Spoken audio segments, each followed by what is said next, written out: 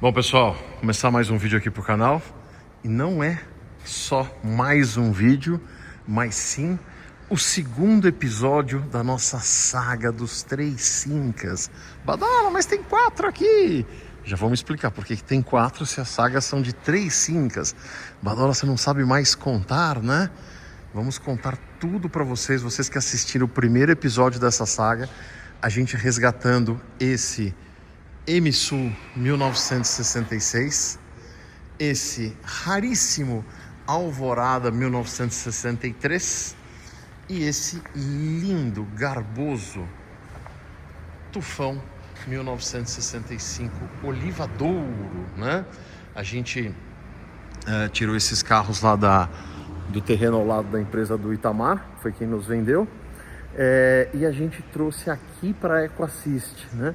A EcoAssist é uma empresa nossa, que eu sou sócio, que tem um vídeo antigo no canal, né? Lá na sede antiga não, porque a sede ainda está lá. Estou gravando esse vídeo dia 2 de novembro, 2 de dezembro, está em mudança, né? A gente fez aquele vídeo que aparece o SE73 verde tropical não, verde floresta, né? Então a gente gravou esse vídeo lá atrás há um tempão e a gente precisou mudar de endereço, né? O bairro onde a gente estava lá há 11 anos, mais de 11 anos, um bairro está passando por transformação e a prefeitura mudou o zoneamento, né, para um zoneamento agora majoritariamente residencial. Com isso a gente lida com resíduos.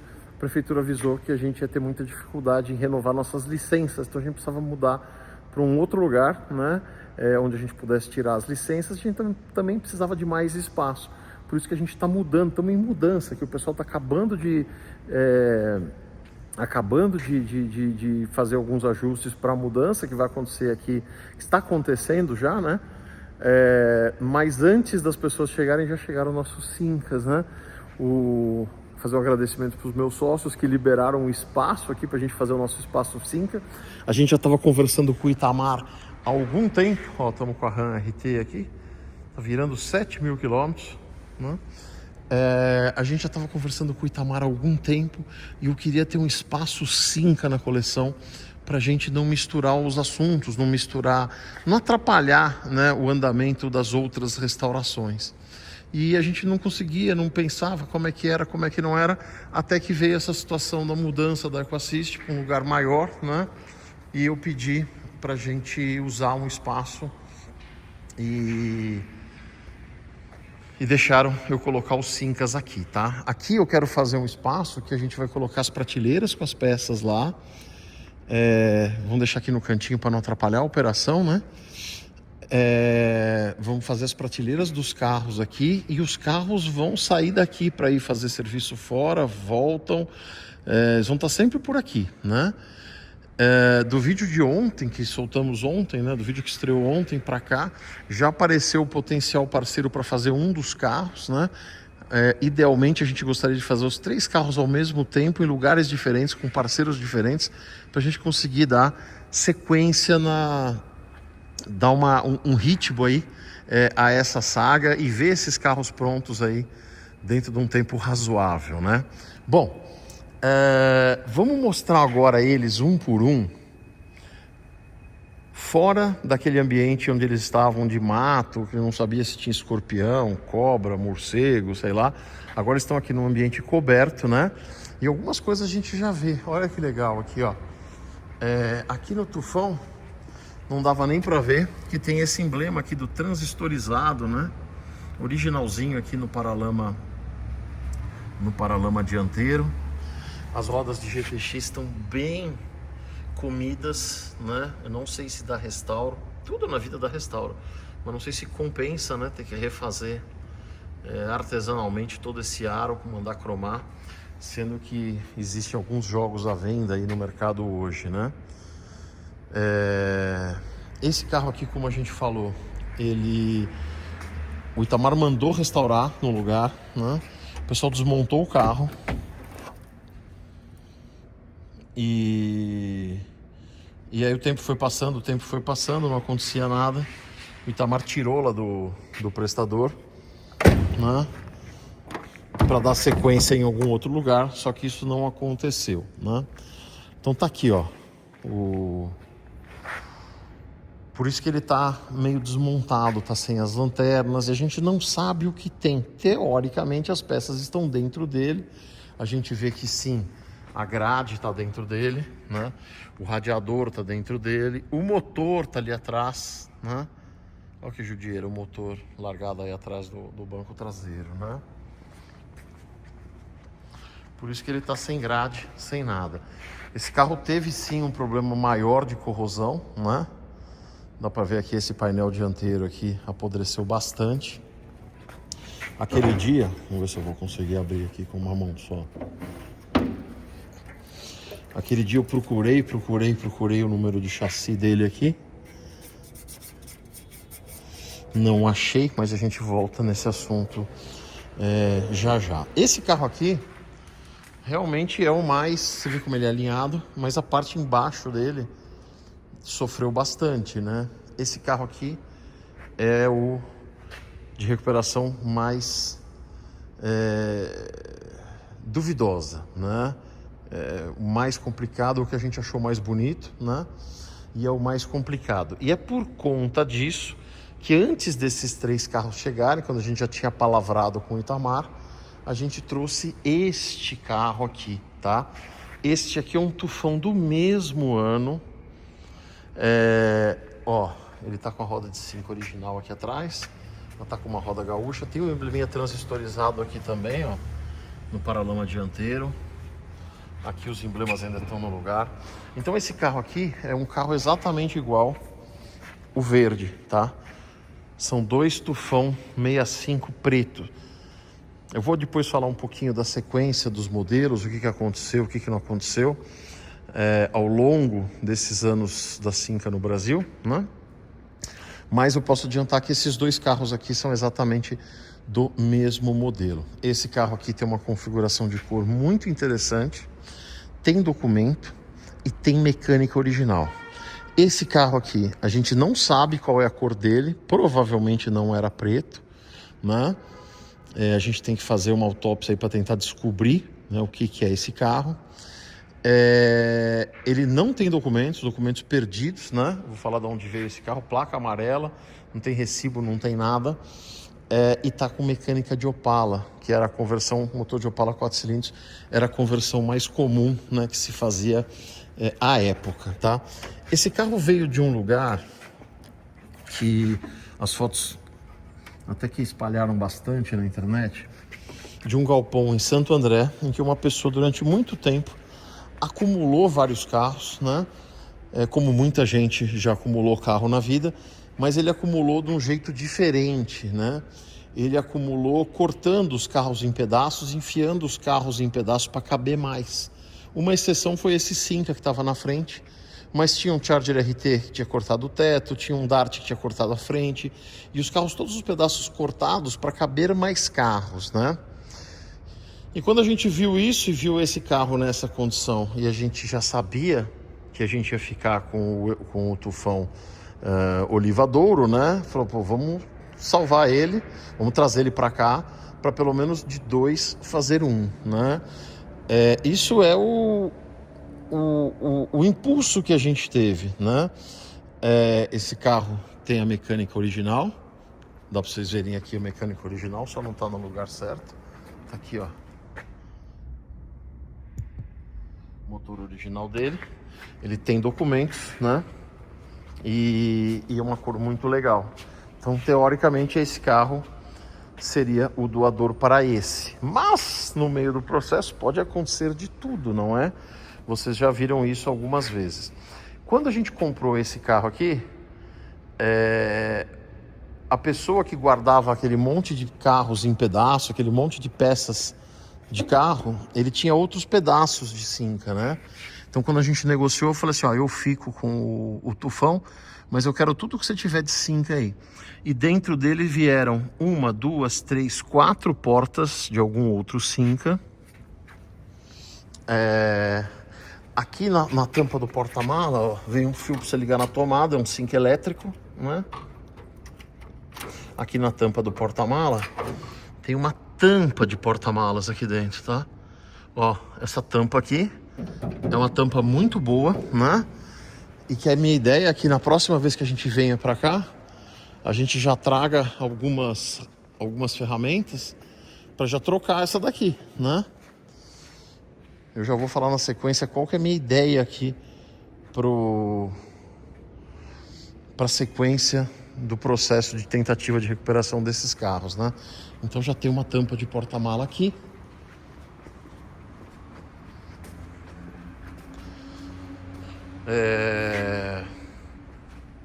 E algumas peças sobressalentes também. Outra peça sobressalente que a gente ganhou, que veio junto no pacote, tem um capô, né? Tem um teto, mas esse teto é bem podre, ó. Esse teto aqui é bem podre. Ah, vocês vão jogar fora? Não, né? Quando lá na saga do protótipo, vocês viram que a gente ganhou aquela carroceria bem podre. E o teto do carro era podre, mas tinha um outro que tinha um teto solar no meio. E a gente tirou as orelhinhas do teto, né, para colocar no outro. Então pode ser que se aproveite alguma coisa desse teto, apesar dele ser bem podre. E aqui duas laterais traseiras também, de algum Cinca. Não parece um olivadouro aqui, ó? Em cima do... Uma outra lateral que a gente ganhou, né? E que... Pelos furinhos, será que era de um rally? Parece, né? Pela sombra, que dó, hein? Um rally cortado. Ó, tem as coisinhas de arremate, era bem podre o carro também, né? Agora tem aqui também tem as molas traseiras, né? Estão nas duas laterais ou numa só? O feixe de mola aqui, uma longarina que não parece não ser ruim. Ó, as duas longarinas, um feixe de mola. Então foram vários pedaços bons que vieram junto com esse carro aqui. Badola, quantas vezes você pegou um doador que não doou nada e acabou salvando? Pode acontecer. Pode acontecer tudo. Mas não faz sentido, né? A gente ter dois carros que estão nas profundezas do Vale da Morte e tentar salvar os dois, talvez a gente caia junto e morra os três. Então, parece mais plausível, né, a gente de dois fazer um, tá? Isso na largada aqui da conversa. Eu tô tentando abrir essa porta aqui, não tô conseguindo. Pelo menos com uma mão só eu não tô conseguindo. Eu queria abrir o cofre dele pra gente ver o número de chassi, que é do mesmo ano, né? Teoricamente seria fácil, né? Aqui o emblema da grade quebrado. Só que, ó como as coisas vão uma ajudando a outra, tá? Esse aqui é o Cinca, o emblema Cinca do Tufão, né? Tá quebrado. Mas aqui no Emisul, o emblema que vinha tinha uma grafia diferente. Eram em duas cores, branco e preto, né? Mas aqui no caso, ele tá com o do Tufão. E a gente já tinha comprado, como nas fotos que a gente recebeu, que estavam no anúncio desse carro, não dava para ver a frente, e esse capô estava amassado. Eu falei, putz, talvez ele tenha batido de frente, tenha estragado a grade. Eu comprei, né, uma grade de Emisul com o emblema original, que deve estar na transportadora nessa altura do campeonato, né? Então a gente já tem aqui um capô que a gente precisa pegar lá no Itamar. Vai ser um dos episódios próximos ainda, a gente ir lá na casa do Itamar buscar o capô desse carro, né? Aí a gente tem o emblema do Tufão aqui, pro Tufão lá, e o emblema do Emisul que tá vindo na transportadora, tá vindo do estado do Rio de Janeiro, né? Para uma pessoa que tinha um carro que acho que era Tufão, mas estava com a grade do Emisul. Aquelas lambanças que o pessoal vai fazendo ao longo dos processos de restauração, né? Bom, falamos aqui dos dois Tufão. Vou falar do Alvorada, né? O Alvorada é um carro muito raro. Você viu o capô dele, eu já dei aquela desamassada no último vídeo. Aqui só que a tinta quebrou, que ele está mais exposto. Precisamos passar uma lixinha aqui, um ferrox para estancar, né? Esse carro aparentemente tá bom de estrutura, né? Ele tem ainda o teto baixo, original dos Syncas, né? Depois eu vou falar um pouquinho ainda nesse vídeo dessa evolução do Synca nacional. E é um carro que dá pra gente pensar em fazer mais rápido, né? Em tentar achar as peças que faltam, tentar acertar a documentação dele e colocar num dos parceiros aí que vem aparecendo, né? Depois aqui o MSU também parece... É engraçado que lá onde os carros ficavam, o que apodreceu muito foram os cromados, né? Alguma coisa lá que fazia esses cromados... Mas olha, tem um emblema Synca do Brasil aqui no para-choque traseiro, ainda tá vivo, né? Essa lanterna aqui do Alvorada é do Tufão. Tá com uma lanterna atualizada. Acho que não tem importância nenhuma se a gente for fazendo o carro com essas lanternas, né? E depois, o dia que aparecer a lanterna original, a gente troca o habitáculo, o lugar onde encaixa a lanterna é o mesmo, né? É só o desenho que é diferente. Usa elas no Tufão. Cara, o Tufão verde, eu acho que tem elas dentro dele, pelo menos eu vi elas, né? Aí não precisa. Agora, se precisar, a gente passa daqui. Então vai um salvando o outro. O legal da gente ter pego esses 3 carros é que tem bastante matéria-prima pra gente ir mexendo neles aí, né? Eu não consegui abrir a porta lá ainda, né?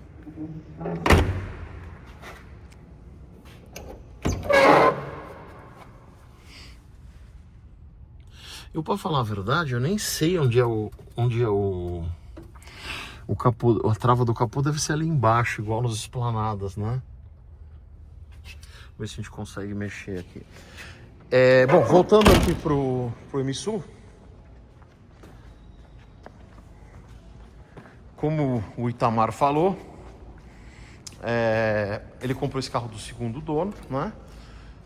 O segundo dono disse que o carro era azul e branco, né? Azul e branco com o interno branco. Então, se ele era azul e branco, provavelmente essa pintura entre os frisos era branca e a pintura do teto era branca também. Esse era o padrão de cores aí do MSU, né?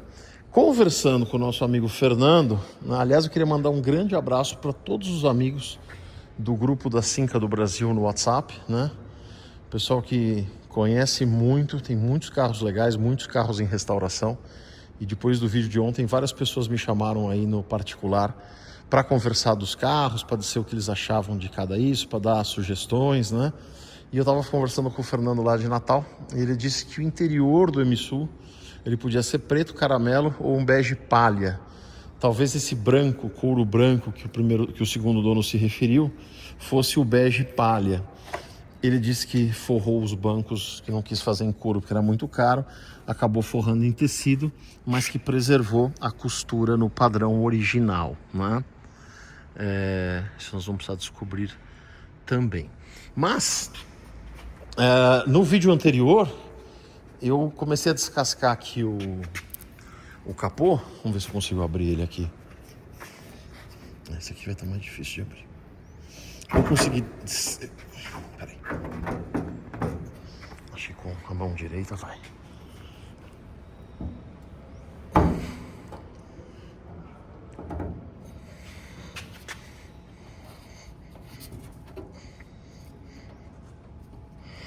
Não vai. Eu comecei a descascar aqui, ó. E eu vi vestígios desse azul que parece o azul Montreux do nosso Regente 67, tá? Olhando no catálogo de cores do Synca para 66, existe o azul Montreux, né? E tem um outro azul mais clarinho, mas esse aqui para mim tá bem parecido com o Montreux. Então provavelmente ele era azul Montreux, com entre-frisos branco, o teto branco. Eu não sei onde é que morre a pintura branca aqui. Se é aqui, provavelmente aqui, onde é que morre a pintura branca, né? Mas deve ser isso. Como esse carro foi pintado de preto, meio que a Bangu, né? Pra você ver se você tira aqui e sai. Provavelmente quando a gente entrar com a espátula, com a lixinha, aquele processo que vocês já viram a gente fazer várias vezes, a gente vai descobrir, né, muitos vestígios aí da cor original para que a gente traga o carro de volta para a originalidade, tá?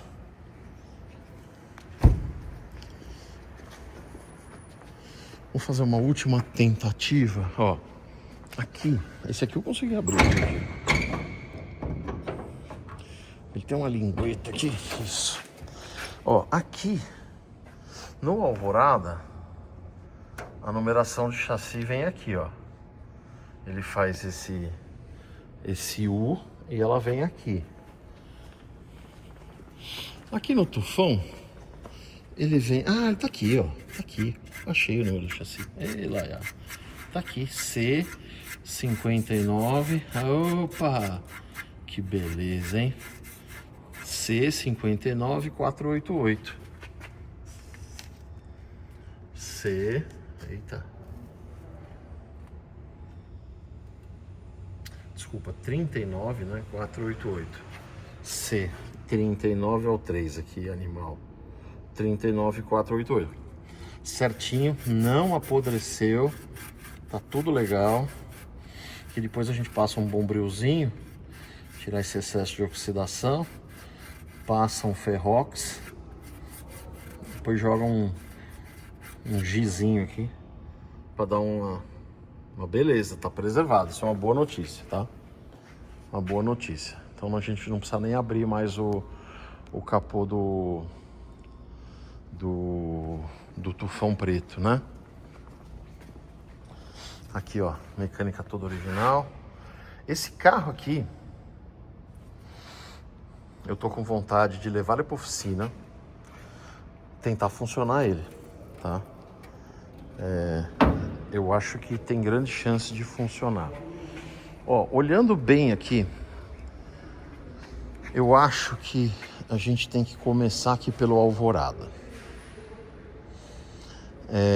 Tem coisa para fazer em todos, em paralelo, mas a gente começaria no Alvorada. O Alvorada tem uma das rodas que está travada. Então a ideia é o que é? A gente pegar 4 rodas. A gente não vai achar roda de Sinca, né? Procurei, não achei. Pegar roda de Dodge mesmo, ó. Esse aqui tá com roda de Dodge. 4 rodas de Dodge com pneus bons, né? Bons. Pneu que para cheio, né? Vim aqui com o Ricardo, Rodrigo, e a gente levanta o carro. Ortega, se a gente conseguir ligar uma torneira lá, a gente levanta o carro, tenta soltar rodas. Tentar soltar rodas, se ela soltar, a gente põe 4 rodas de Dodge, já tira essas rodas dele, já tenta ver quem pode nos ajudar a restaurar essas rodas originais dele, deixa o carro se movimentando.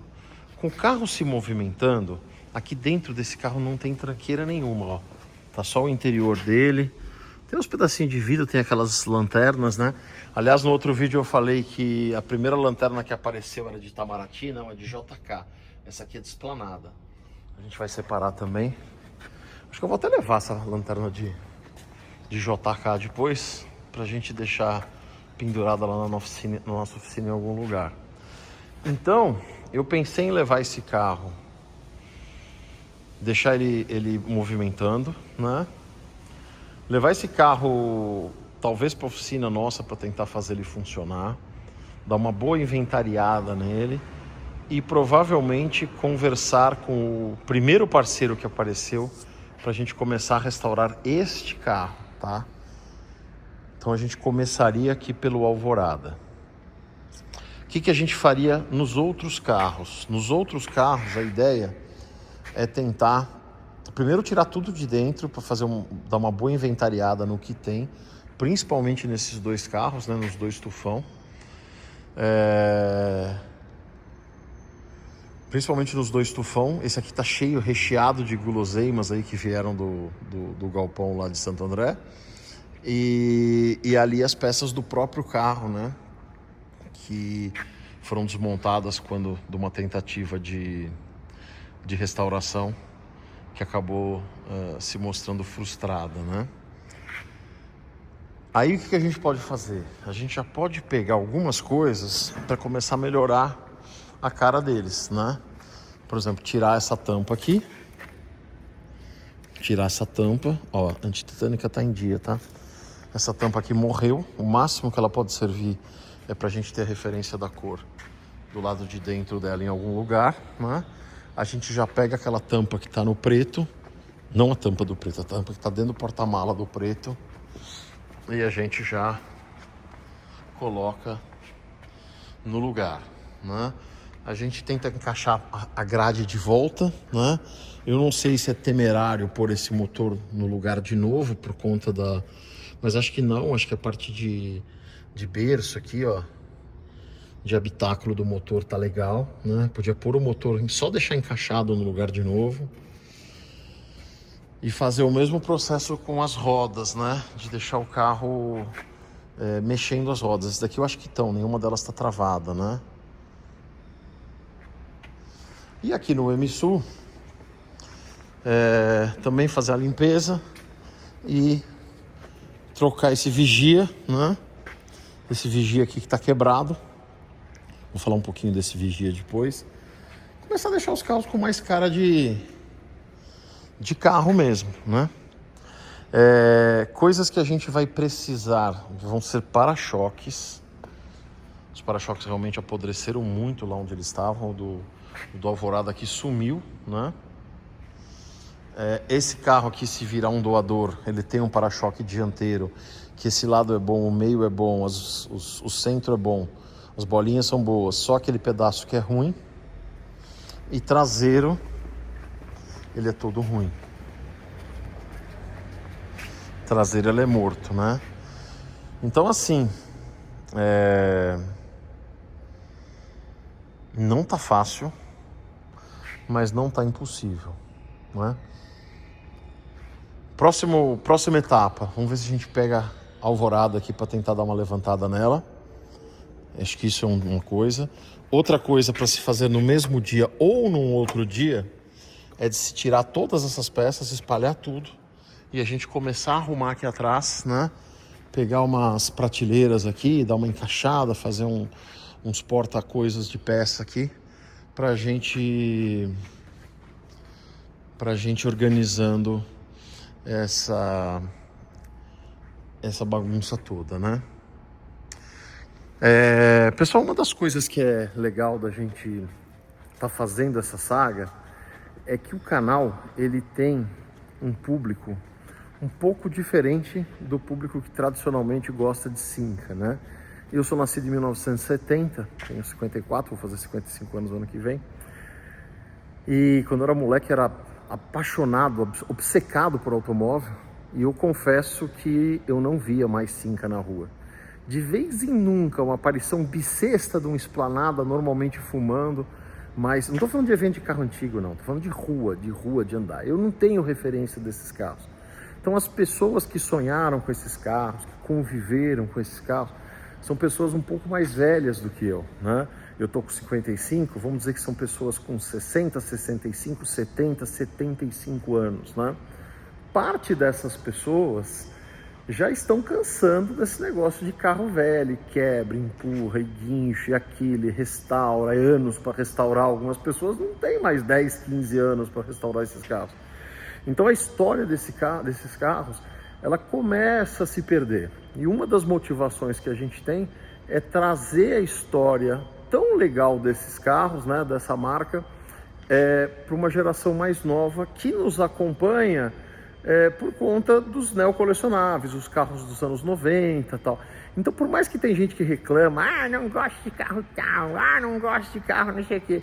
Cara, cada carro traz um público diferente que vai formando uma amálgama de gente que gosta de carro. E hoje, se a gente pode falar de Cinca para uma pessoa de 30 anos, que quando nasceu, isso aqui já era peça de museu há muito tempo, é por conta disso, né? Então acho que esse é um dos papéis aí do canal. Então eu vou aproveitar esse momento que a gente está aqui tranquilo, que eu estou sozinho aqui, para contar um pouco a história da Cinca no Brasil, tá? A Cinca é uma empresa francesa, uma empresa que se originou quando o Pigozzi comprou a Ford France. A Ford tinha uma divisão na França. Eram outros tempos, né? Você tinha a Ford inglesa, que fazia os Anglia, Prefect, que não tinha nada a ver com os carros americanos. Tinha a Ford francesa, que fazia esse carro, né? Que era o Ford Vedette, que era um Ford americano numa escala 3/4, né? Olha como ele é pequenininho. Ele parece um carro americano dos anos 50, mas encolhidinho, né? E esse carro era fabricado na França, e a Ford resolveu vender a sua operação, e essa operação foi vendida para a Cinca, né? A Cinca, então, dá sequência no Vedette, vai desenvolvendo o seu Vedette, e aí, no Brasil, aquele movimento lá do Juscelino para fomentar a indústria nacional, que a gente já falou outro dia no vídeo do Dodge 1951, que foi um movimento meio esquisito, né? Porque proibiu tudo que vinha sendo feito e começa tudo de novo, né? Então a Brasmotor, que já estava montando os seus carros há bastante tempo, estampando peças dos seus Dodge Kingsway e derivados e correlatos, né? Teve que parar porque a importação CKD foi simplesmente proibida de um dia para o outro para supostamente desenvolver a indústria brasileira, né? Quando você podia fazer índices de nacionalização crescentes, como foi no começo aí do GEA, né? Então a Cinca foi formada, a Cinca do Brasil, a subsidiária da Cinca francesa, foi fundada em 1958 em Belo Horizonte. Sim, em Belo Horizonte. Tinha alguma história do Juscelino, que era mineiro, com o pessoal da Cinca para montar a fábrica em Belo Horizonte, mas ia ser muito difícil, né? Final dos anos 50, você montar uma fábrica de automóveis num lugar que até então não tinha nenhuma tradição, não tinha fornecedores, não tinha nada, né? Os fornecedores de autopeças tal estavam todos na Detroit brasileira, né? Que era São Bernardo do Campo.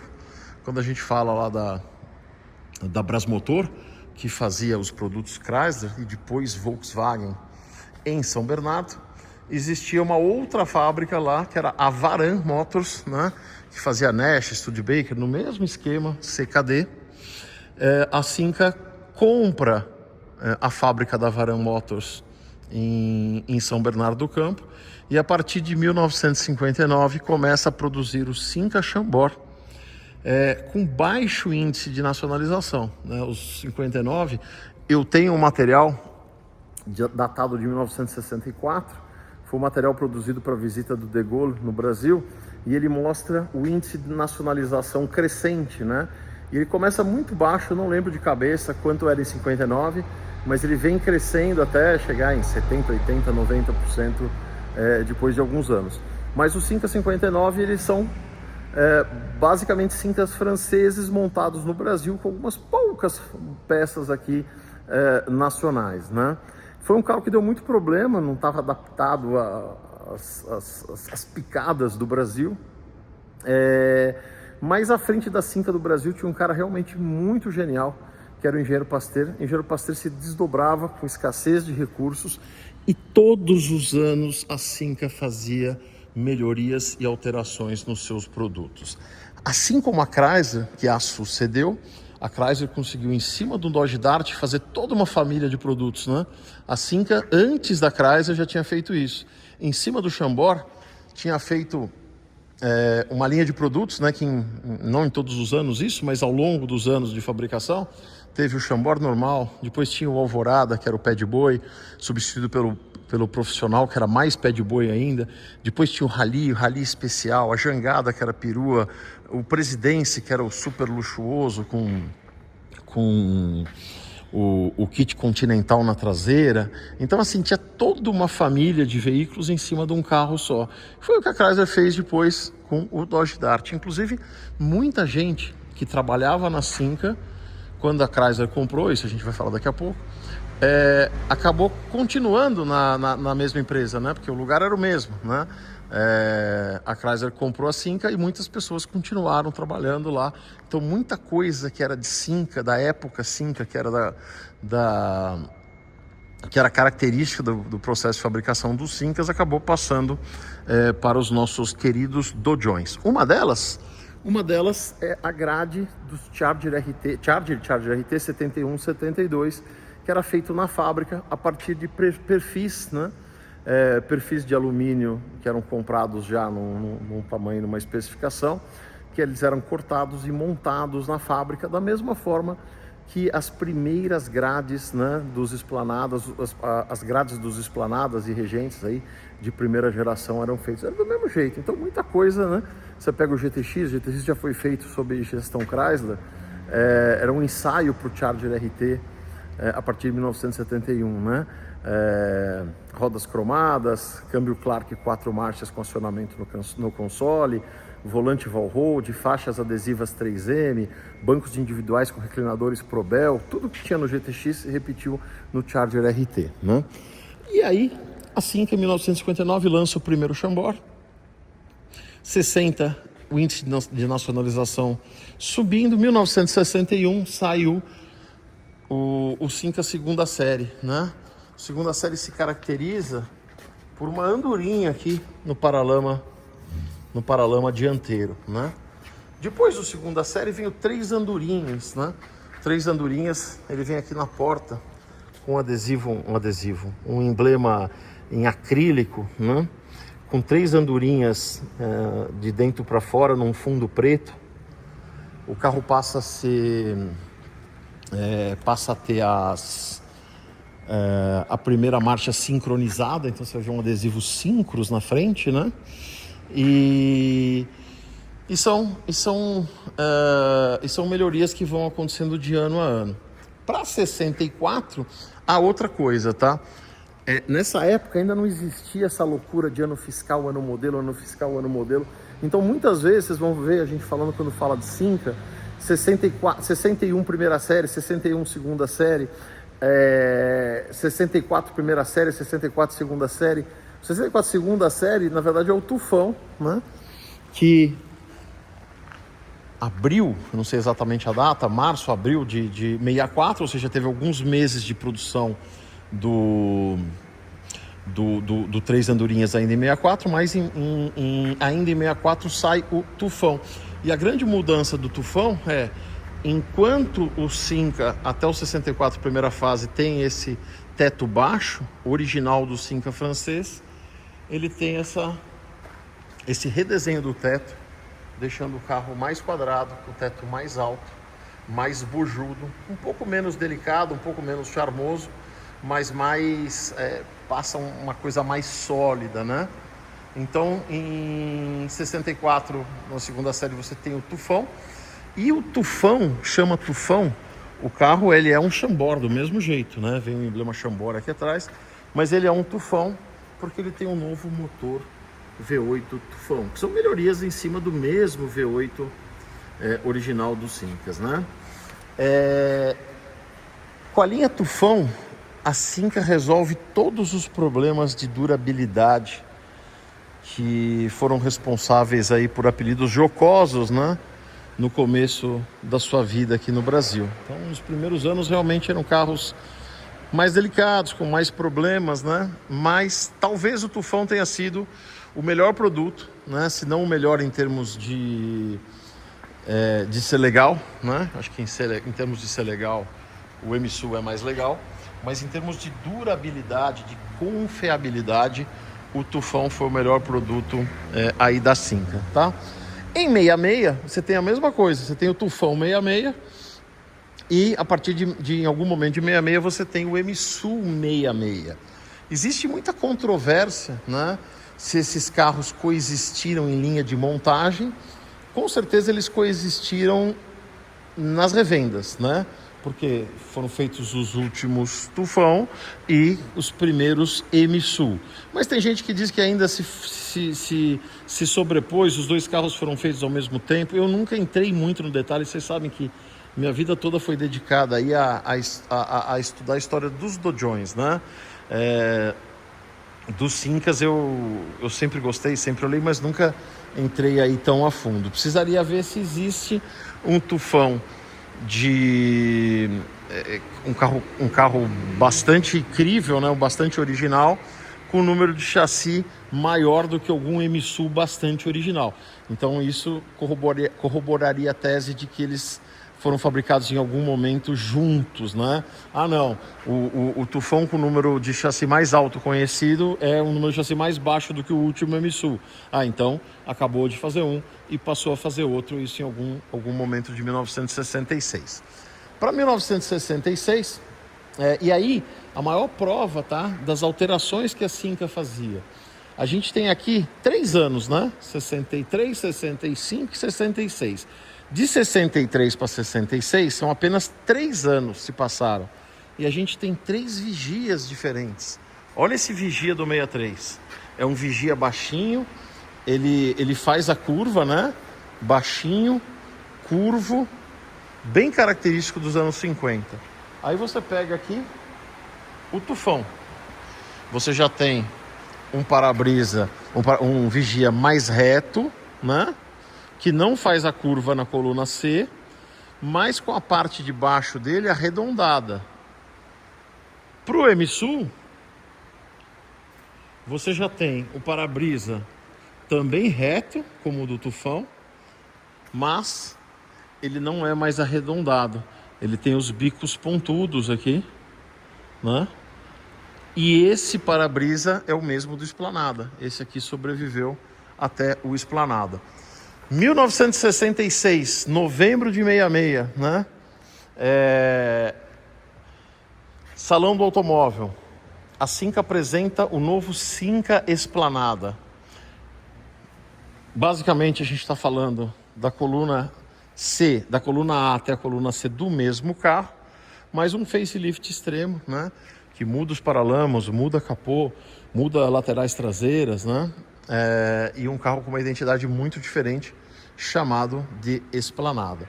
Mas a gente também teve o Chambord 67, um carro bastante raro, que ele não tem mais esses rebaixos aqui nas laterais traseiras, ó. Ele é reto e a tampa do porta-malas também é reta, sem esse rebaixo aqui, e é a mesma tampa do Esplanada, né?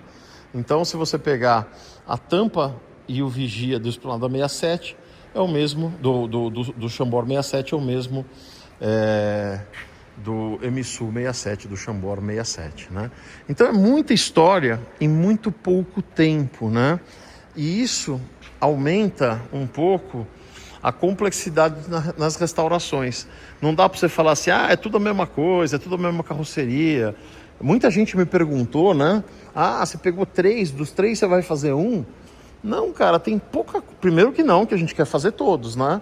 Mas o principal é que tem pouca peça intercambiável entre eles, né? Você vê, o monobloco é o mesmo, mas a carroceria foi evoluindo, né? Não dá, por exemplo, aqui, ó, a gente precisa de um vigia desse. Se a gente for canibalizar um dos Tufão, tem dois vigias de Tufão. Mas o vigia não serve, né? Não adianta, o vigia não serve, né? Então, as peças são muito específicas de cada ano, né? E de cada ano, sem as alterações dentro de cada ano, né? Por isso que quando a gente viu esse carro aqui disponível e a gente estava louco para fazer esse, são 2 Tufão do mesmo ano. Então, um é o doador perfeito para o outro, né? Podia ser o contrário, podia o verde doar o motor pro preto, que a gente não sabe que cor é, poderia. Mas esse aqui tem documento, essa cor super bonita, tal, não faz sentido, né? Dá para fazer esse carro sem canibalizar esse, deixa esse aqui para no futuro ver o que faz? Dá também, né? Depende de quanto vocês vão nos ajudar aí a localizar peças, a achar doadores mais em estado terminal, né? Por exemplo, isso aqui, ó, esses pedaços aqui. Isso aqui é legal, tem as longarinas traseiras. Se a gente arrumar vários pedaços de carro, assoalho e tal, talvez a gente possa fazer esse carro sem precisar canibalizar esse, que foi comprado para esse fim, tá? Mas ele pode ficar aqui, um dia aparece uma mecânica, um dia faz uso capião, aquela loucura toda. Pode ser que a gente opte por não não canibalizá-lo, né? Mas antes que alguém fale, não pode, por quê? É um carro muito raro, tal. Pessoal, esses carros aqui, mais um par de anos, não tinha sobrado mais nada, né? Então a gente já está fazendo aí realmente o máximo que dá em termos de tentativa de salvamento deles, né? Tô tentando abrir aqui, mas eu não tô conseguindo mesmo. Queria dar uma abrida aqui nessa porta. A gente pode pegar na outra. A gente vê se acha um vestígio de outra cor aqui, né?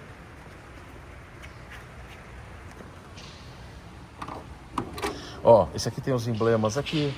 Esse daqui, esse carro ganhou um teto de vinil que o Cinca nunca teve. Então provavelmente tiraram, né? Então realmente os carros são bem complementares. Um tá bem pronto para ajudar o outro, sabe?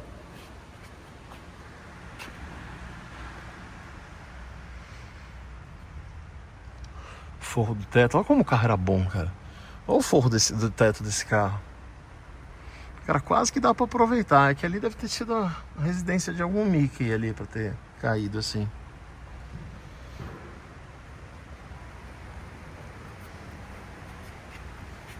Ó, isso aqui é pintura de fábrica ainda. Agora aqui, ó. Ó o teto aqui, ó. Ó o porradinha de ouro em ação, ó.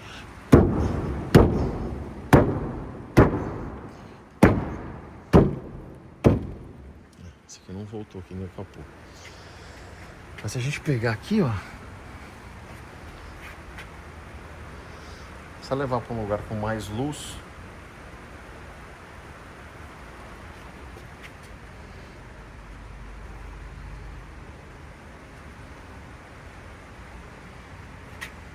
Tentar achar algum vestígio de outra cor. Porta nunca é muito bom. Às vezes o cara bateu e trocou a porta, né? Mas ó, aqui ó, tirando... Epa, já quebrei um celular, vou quebrar mais um.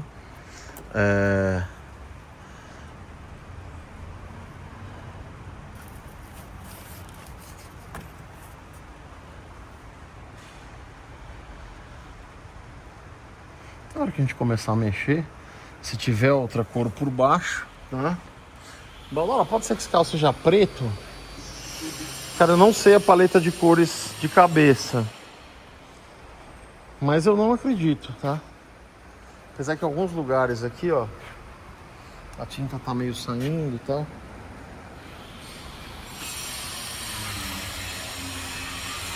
Não sei.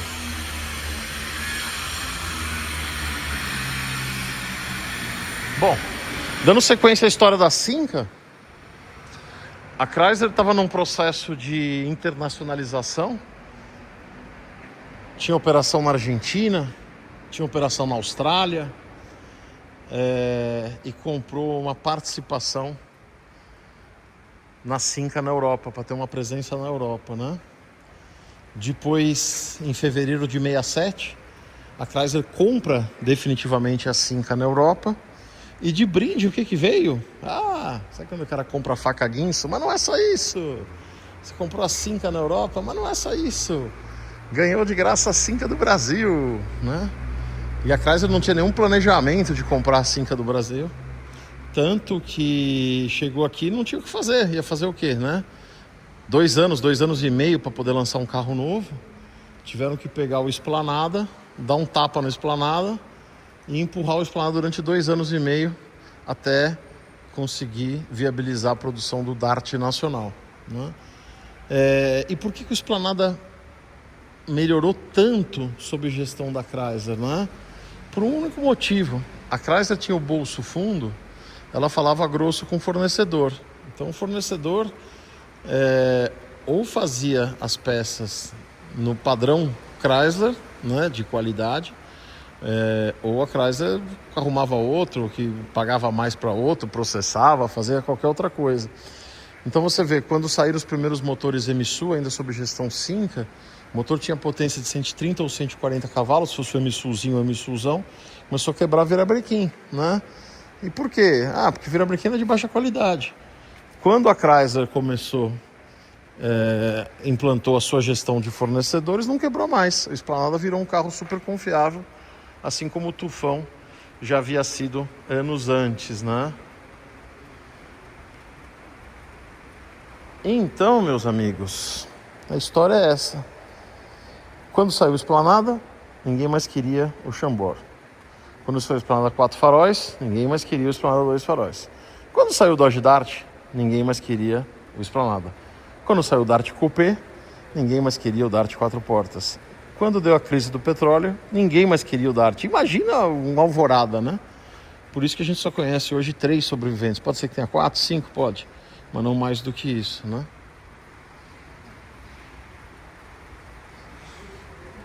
Então é isso. Tô feliz de ver eles aqui, ó. Tá chovendo, mas eles estão no sequinho. Outra coisa que esse carro aqui é muito bom são os vidros, hein? Esse carro, como não ficou no tempo, ele tem os vidros muito bons, ó. Sem marca de chuva ácida. Vão ser decisões difíceis aí para serem tomadas. Mas tem um motorzinho de Opala aqui, né? Então nem tudo é como a gente gostaria. As próprias grades, né? A grade foi sempre a mesma, muda, mas não muda. Se você pegar aqui os primeiros Chambord, aliás, essa grade, a quantidade dessas grades sobreviventes, dá para ver o quanto desses carros foram produzidos e moídos, né? Porque essa grade de inox não estraga nunca, né? Então o carro dissolve e a grade fica. Então vinha esse emblema aqui no meio, ó, esse T aqui, dando acabamento na grade. A partir do tufão, não vem mais o T, vem um emblema no meio e vem esses 2 frisos embaixo, horizontais, que aqui estão meio chechelentos, mas se você pegar o tufão preto lá, tá bem perfeitinho. Ó. Aí depois do tufão pro M-Sul muda o emblema do meio.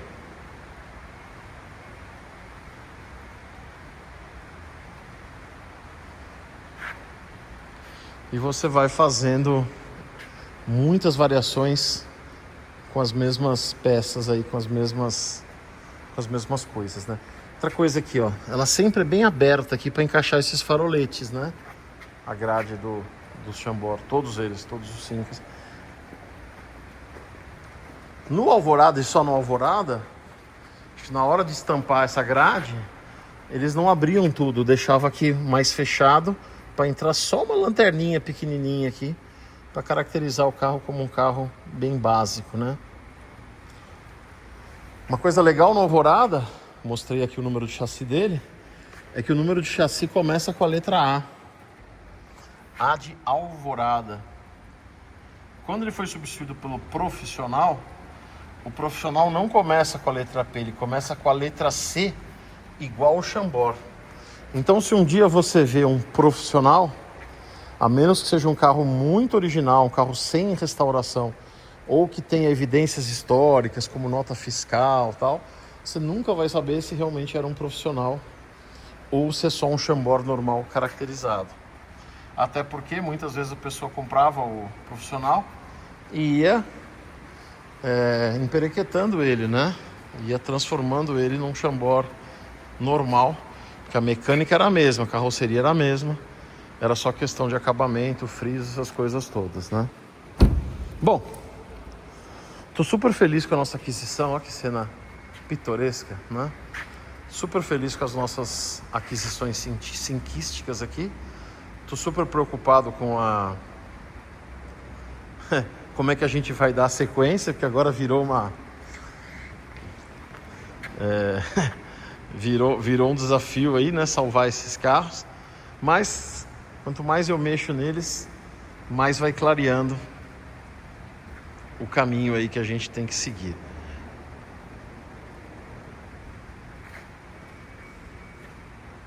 Nos próximos episódios dessa saga, não sei se é imediatamente o próximo ou em algum dos próximos, vocês vão ver a gente mexendo nesses carros, começando a mexer na parte mecânica, pelo menos na parte de suspensão, soltando rodas, trocando rodas, né? Vamos ver quantas essas porcas de roda estão soldadas, quantas essas rodas originais, que não são muitas aí, são recuperáveis, né? Então tem bastante conteúdo pela frente. Sugiro que você se inscreva no canal para não perder absolutamente nada disso, né? E a gente vai tentar dar uma sequência aqui, mesmo quando não tiver grandes evoluções no carro, a gente mostrar tudo que a gente está fazendo, as peças que a gente vem comprando, os contatos que a gente vai tendo com outras pessoas que têm esses carros, trazendo um pouco dessa documentação histórica que eu tenho em casa, algumas coisas que eu acumulei ao longo dos últimos anos, né, procurando coisa de Dodge, às vezes achava coisa de Cinca junto, e para fazer dessa saga o mais rico possível, buscando aí preservar um pedaço dessa história da nossa indústria, beleza? Então é isso, vou deixar aqui na sequência o vídeo anterior, para quem caiu nesse vídeo de paraquedas, ver da onde foi que esses carros vieram.